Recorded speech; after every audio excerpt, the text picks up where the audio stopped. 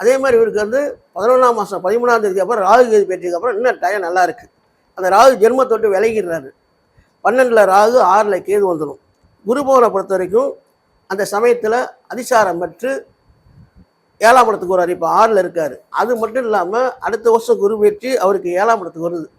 அப்போ ஆட்டோமேட்டிக்காக கட்சி ஆரம்பிப்பார். கட்சி ஆரம்பித்தார் தனியால் நின்று ஒன்றும் செய்ய முடியாது. நல்ல வலுவான கூட்டணி அமைச்சா ஓரளவுக்கு அரசியலை பிரகாசிக்கலாம். எடுத்தோடனே நம்ம நினைக்கிற மாதிரி முதல் இடத்துக்கெல்லாம் வர முடியாது. ஸ்டெப்பாக வரலாம். அந்த மாதிரி வரதுக்கான வாய்ப்புகள் இருக்குது. ஐயா, இப்போது விஜய் சார் வந்து தமிழக வெற்றி கழகம்னு சொல்லிட்டு ஒரு கட்சி ஆரம்பித்தார்னா அது வந்து திமுக மற்றும் அதிமுகவோட மாற்று சக்தியாக இருக்கணுன்றதுக்காக தமிழக வெற்றி கழகம் ஒரு கட்சி ஆரம்பித்தார். அது இப்போ சக்ஸஸ்ஃபுல்லாக ரன் ஆகி போயிட்டுருக்கு. அவர் மேனிஃபெஸ்ட் பண்ண மாதிரியே வந்து 2026 எலெக்ஷனில் முதலமைச்சராகவும் ஆயிட்டார். ஆனால் அவர் கட்சி ஆரம்பிக்கிறதுக்கு முக்கியமான ரீசன் அவருக்கு 10 வருஷத்துக்கு முன்னாடிலேருந்தே அவர் மேலே வச்சிருந்த வெஞ்சன்ஸ் அந்த 2 கட்சியுமே.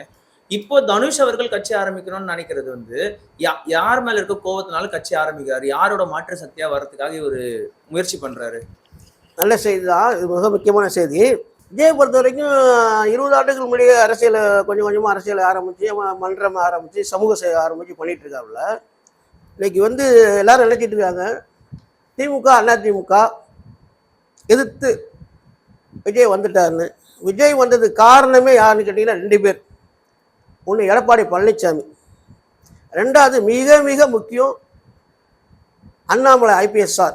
அண்ணாமலைனால தான் விஜய் முதலமைச்சர் அமைச்சர் ஆயிருக்கே முடியாது. திருப்பி வலியுறுத்தி சொல்லிகிட்டே இருப்பேன். எப்பயும் சொல்லுவேன், 100 அடி கூட சொல்லுவேன். திமுகவோட ஊழலை எடுத்து சொல்லி எல்லா விஷயத்தையும் பண்ணி திமுக மேலே மக்களுக்கு வெறுப்பை உண்டாக்குனவரே அண்ணாமலை தான்.